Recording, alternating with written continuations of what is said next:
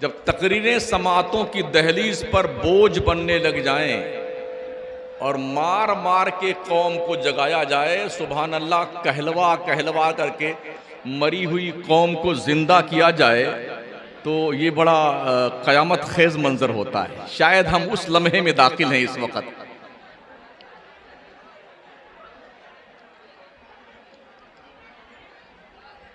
एक हाफिज़े कुरान को तरावी सुनाना होता है तो उसे सवा पारा या 1.5 पारा तो सुनाना ही सुनाना, चाहे कोई सुने, चाहे सोता रहे खड़े खड़े, चाहे जो भी करे, उसे सुनाना है। ये घड़ी हमारे लिए बहुत मुश्किल होती है जब हम कौम से मुखातब होते हैं कि हमें तकरीर याद नहीं होती है। हम कौम का चेहरा देखते हैं, शांतिपूर्वक बैठा हुआ माहौल देखते हैं, तब कुछ कुछ समझ में आता है, बत्ती जलती है कि मुझे कुछ कहना है। तो इसलिए आपसे गुजारिश है, थोड़ी देर के लिए आप बैठ जाएं और थोड़ी सी मेरी भी तकरीर सुन लें, ठीक है ना।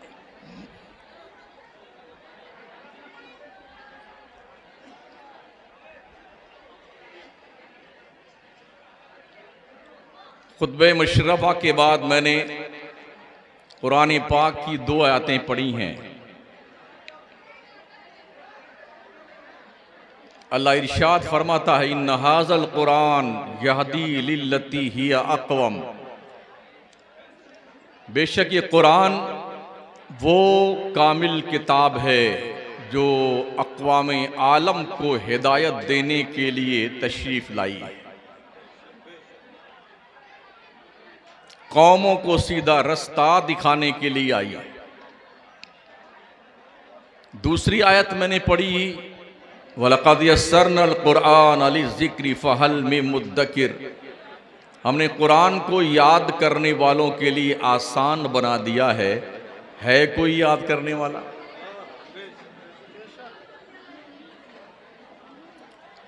मेरी तकरीर इल्म के हवाले से होने को है। हमने उस कुरान को मुर्दों की बख्शिश के लिए मखसूस कर दिया है। जब कोई मरता है ना, तब दारुल अमजदिया कदम रसूल में मरे हुए शख्स का बेटा या उसका बाप या मरी हुई बीवी का शौहर तशरीफ़ लाएगा। नाजिम साहब, कारी मोहसिन साहब, जनाब मौलाना साहब, हमारे अब्बा मर गए हैं, हमारी अम्मा इंतकाल फरमा गई हैं, हमारा बेटा जो है ट्रांसफ़र हो गया है, तो कुरान खानी करवा दीजिए। अगर मौलाना ने कुछ चूं चां किया कि यार थोड़ा भी पढ़ाई का टाइम है, छुट्टी के वक्त में कुरान खानी करवा देंगे, तो फिर अगले साल से चंदा बंद।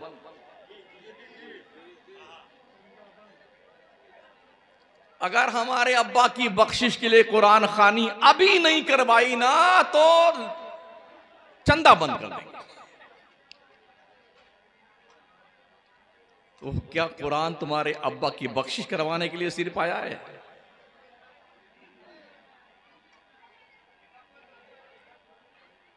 कुरान का मकसद हमने फरामोश कर दिया। कुरान हिदायत देने के लिए आया था, ये अलग बात है। फीहे शिफाउल लिन्नास, अल्लाह ने इसमें शिफाए कामिल रखा है।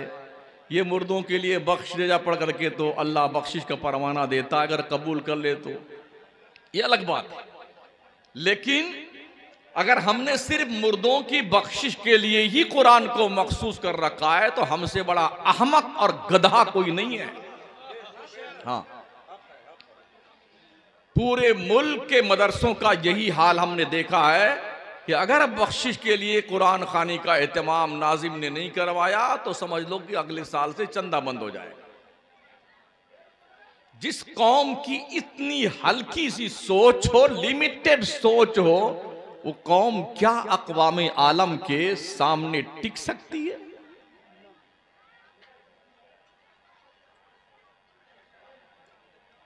बाप के मरने के बाद उसकी प्रॉपर्टी पे तुमने कब्जा किया है और बख्शिश का ठेका मौलाना ले रखा है क्या? खेती तुमने तुम्हारे नाम वरासत करवा लिया, मकान तुमने लिखवा लिया, bank balance, fix deposit, life insurance तब तुम्हारे जेब में चले गए, और मौलाना को 50 रुपए में बेटा टिका देता है। हाँ हजरत बख्शवा दीजिएगा, और ये कोई लड्डू मंगा लीजिएगा, बूंदिया मंगा लीजिएगा, और मखाना मंगा लीजिएगा, इस पे फातिहा दिलवा लीजिएगा। वाह रे वाह, क्या लॉजिक तुम्हारी है यार, क्या दिमाग की बत्तियां गुल हो गई कौम की। तुम्हें ये पता चलना चाहिए, एक तालिबे इल्म, एक आलिम दीन अगर कब्रिस्तान के किनारे से गुजर जाए, अल्लाह 40 दिन का अजाब कब्रिस्तान के सारे मुर्दों से उठा लेता है। तुमने मदरसों को बहुत हल्के में लिया है, बहुत हल्के में। ये मदरसे जिस दिन बंद हो जाएंगे ना, तो ना टोपियां सर पे दिखेंगी, ना दाढ़ियां चेहरे पे होंगी, ना कलमे का नूर दिल में होगा, ना आंखों में गुंबदे खजरा का सुरूर होगा, ना पेशानियों में वकार के सजदों के निशानात होंगे, और ना ही हमारी कौम का हाल और मुस्तकबिल ताबनाक होगा।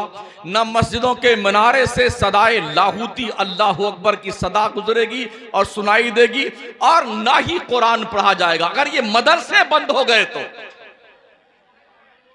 बड़ी बारीक नजर है दुनिया की इन मदरसों के ऊपर। कभी कागज जांच किया जा रहा है, कभी जमीन की पड़ताल चल रही है, कभी मौलवी के मार्कशीट की जो है प्रक्रिया देखी जा रही, कहां पढ़ा है, कितने साल पढ़ा है, कितने साल पढ़ाया है, इस लायक है कि नहीं है, और अगर रख लिया किसी ने तो किस बेस पे रखा है। इस काम में दुनिया लगी हुई है, और हमारी कौम भी अपने काम में लगी हुई है। अगर हमारे बाप की कुरान खानी न करी तो चंदा बन। कितनी हैरत की बात है यार, कितनी हैरत की बात है। हमारी कौम गरीब नहीं है, बहुत मालदार है, बहुत मालदार है, मगर पैसों का मिसयूज है, मिसयूज। हमारी कौम के पैसे कव्वालियों पे, मुकाबले की कव्वालियों पे, डबल कव्वाली, तिबल कव्वाली, एक कव्वालीदार एक कव्वालीदार बीच में कव्वाला, मुशायरों पे गजलिया मुशायरे, हजलिया मुशायरे, नातिया मुशायरे, तरही मुशायरे। मर्दों से दिल नहीं भरा तो बेहया औरतों को उठा लाए मुशायरे में, और फिर वो बड़ी एकदम जैसे नई नवेली दुल्हन नहीं सज धज के आती है, ऐसे वो मैडम तशरीफ लाती हैं। तो फिर जनाबे मोहतरम अनाउंसर महोदय कहते हैं, जी जरा है आपकी बहन समझिए इन्हें।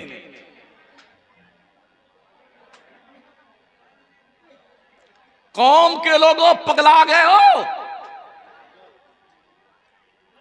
मजारों का उर्स करने के लिए तुम्हारे पास पैसे हैं। साल के 365 दिन पर अगर बुजुर्गों के उर्स डिवाइड किए जाए ना, एक एक दिन के हिस्से में 50-50 उर्स आएंगे।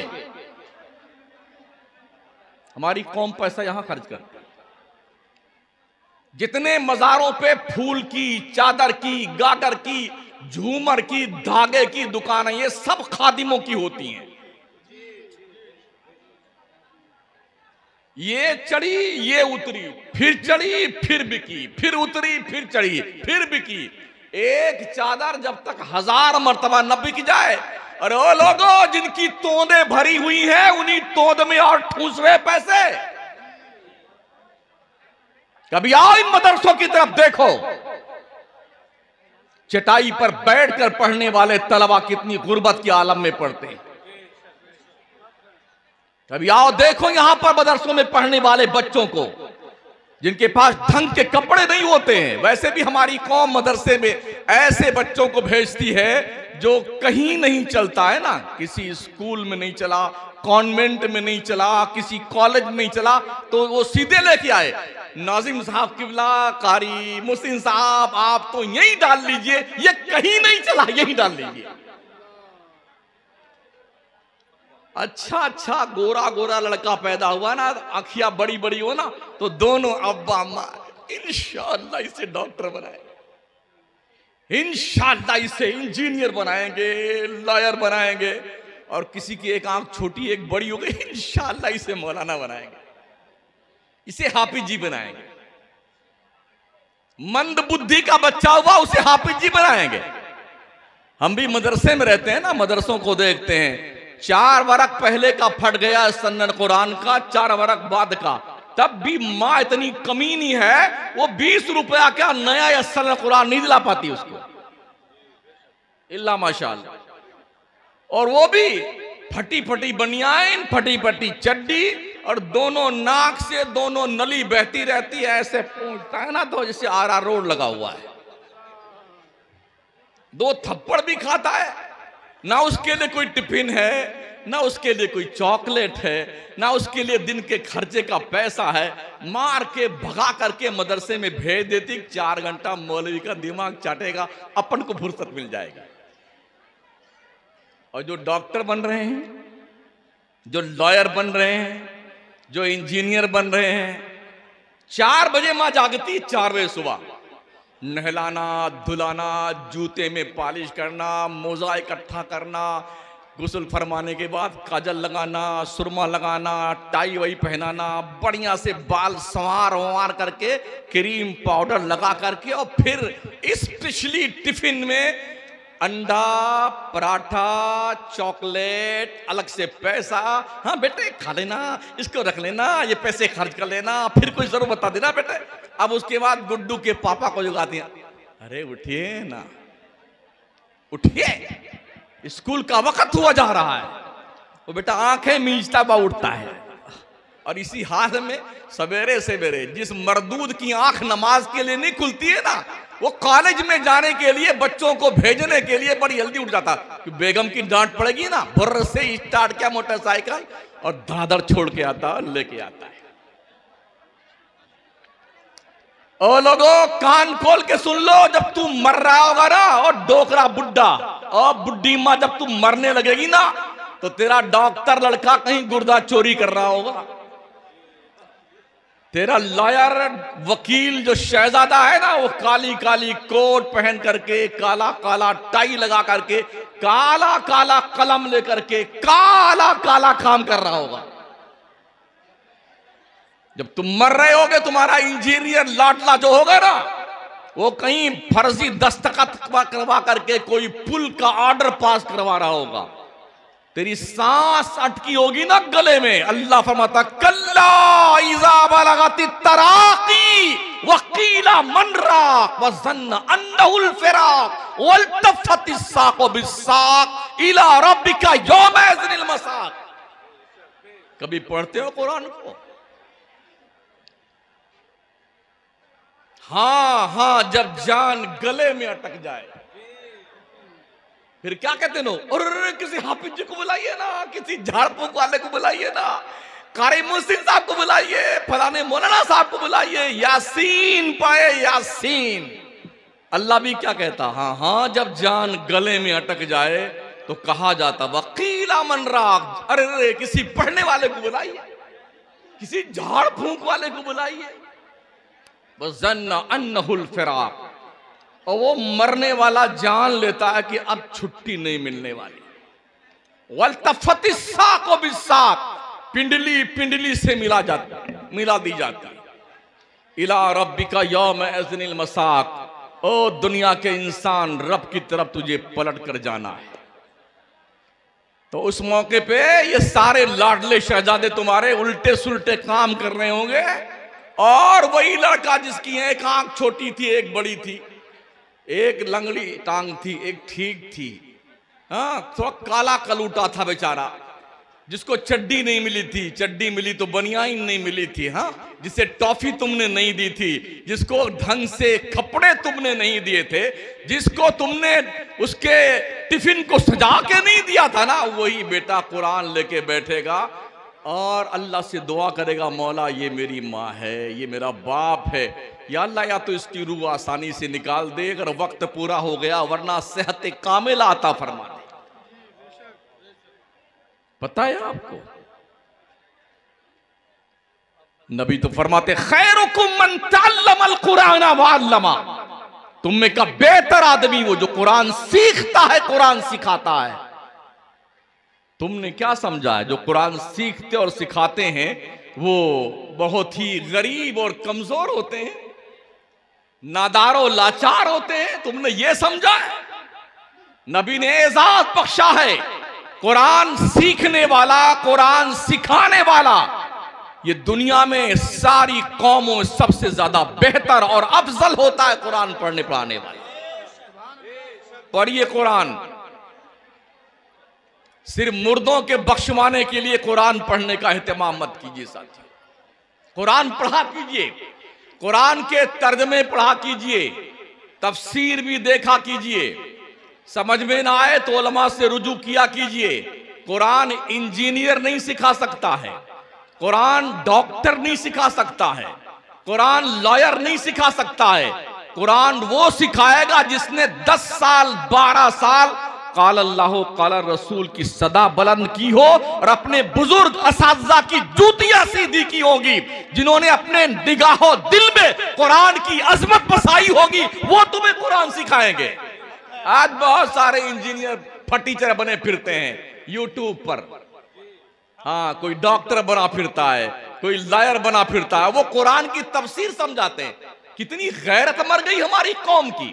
मुझे बताइए, किसी डॉक्टर के पास जाएं आप जो MBBS हो या MS हो और उससे कहिए जनाब डॉक्टर साहब हमारे मकान का एक नक्शा बना दीजिए, जाएंगे आप उसके पास? अगर भूल के चले भी गए तो डॉक्टर दौड़ा के मारेगा, कम बका तुमने बोर्ड नहीं देखा?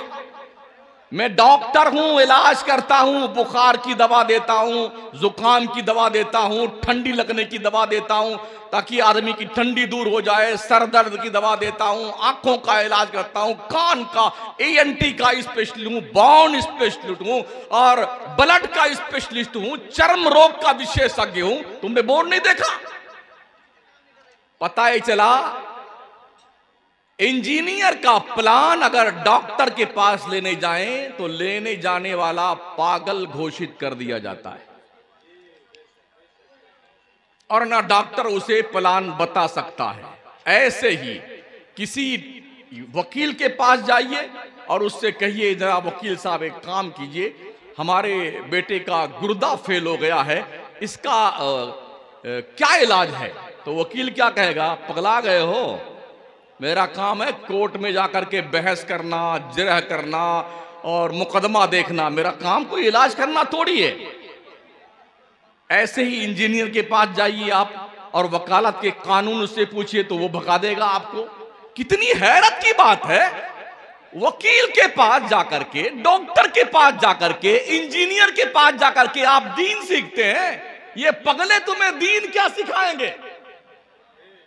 दीन सीखना है तो उलमा के दरबार में आओ, दीन सीखना है तो सूफिया के दरबार में आओ, दीन सीखना है तो उन लोगों के दरबार में आओ जिन्होंने जानुए तलम्मुज असातिज़ा की दहलीज़े करम पे तय किए हो, उनकी बारगाह में वो तुम्हें दीन सिखाएंगे।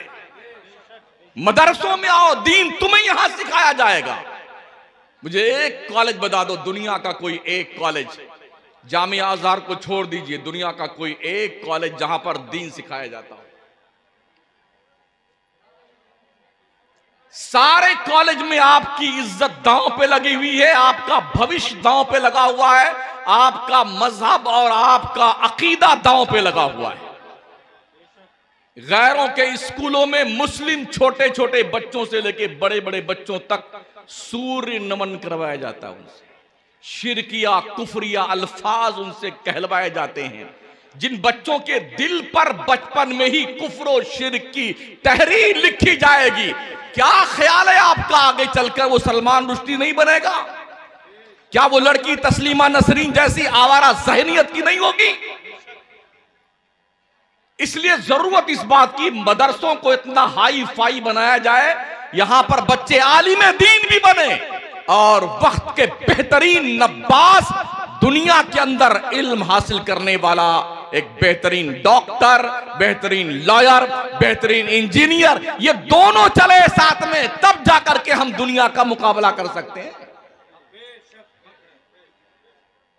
ये ध्यान रखिएगा, मदीने की चटाई पर बैठकर पढ़ने वाले सहाबा ने सिर्फ दीन नहीं पढ़ा था, सुफा के चबूतरे पे बैठकर पढ़ने वाले कई कई दिन भूखे तो रहते थे, मगर नबी के दहलीज़े करम से मिलने वाले इल्म के खजाने को अपने दामन में समेटने से चूकते नहीं थे। जब वहां से निकले थे ना वो लोग, दुनिया के नक्शे पे फैले, कुरान एक हाथ में होता था, एक हाथ में सामाने तिजारत, और वो अपने इल्मी फैजान से जिन्होंने हुजूर के दस्तरखान से खूशा चीनी करने के बाद अपने आप को रोशन और मुनव्वर किया था, जहां गए छाप छोड़ते आए, छाप। हमें क्या हो गया? हमारी गैरतें क्यों मर गई हैं साथियों? आज हम दुनिया के डॉक्टर के सामने बैठकर बोलने की जुर्रत नहीं करते हैं। अरे डॉक्टर साहब हैं, डॉक्टर साहब। मदरसों का तालीम में यार इतना बुलंद किया जाए, आपके मदरसे का पढ़ करके जाने वाला 5वीं क्लास का, 8वीं क्लास का, 10वीं क्लास का बच्चा जब स्कूल में पहुंचे ना, तो लोगों की चोटियां खड़ी हो जाए कि मदरसों के अंदर ऐसी बेहतरीन पढ़ाई होती है। आपका बच्चा दुनिया की तालीम भी बेहतरीन हासिल करे और दीन की भी तालीम हासिल करे। ऐसा ना हो कि 5वीं क्लास पास करने के बाद जब जाए स्कूल में आपका बच्चा, तो वहां पर उसका नाम दूसरी क्लास में लिखा जाए, चौथी क्लास में लिखा जाए, तीसरी क्लास में लिखा जाए। यह एहसास बेदार करने की जरूरत है, और यह जिम्मेदारी हमारी बिरादरी की है कि हम अपने बच्चों के दिल में दुनिया और दीन की दोनों तालीम किस तरह से उंडेल सकते हैं। याद रखें, दरख्त अपने फल से पहचाना जाता है। आपका शागिर्द कहीं पढ़ेगा, पढ़ाएगा ना, तो वो यही होगा, यार ये किसका शागिर्द है, नाम आपका होगा। अभी आपकी जिम्मेदारी है कि आप अपना नाम करवाना चाहते हैं या नाम पे कालिक पुतवाना चाहते हैं, यह आपकी जिम्मेदारी है। और कौम की जिम्मेदारी यह है कि वो इंतजामिया में होने के बाद अपने अकल के घोड़े न दौड़ाए। कमेटी का सदार, सेक्रेटरी, खजांची और नायब खजांची, नायब सदार, नायब सेक्रेटरी बनने के बाद पगलाया मत करो। ये खिदमते दीन का वक्त है, तुम्हें सेवा करनी है मदरसों में, मस्जिदों में आकर के, यहां पर आकर के अपने सियासत के जुब्बे दस्तार पर अपने आप को फख्र नहीं करवाना है। आज बड़ी कैफियत अजीबो गरीब है, लोग चुन करके आते हैं कमेटी में तो उनकी तवक्को ये होती है।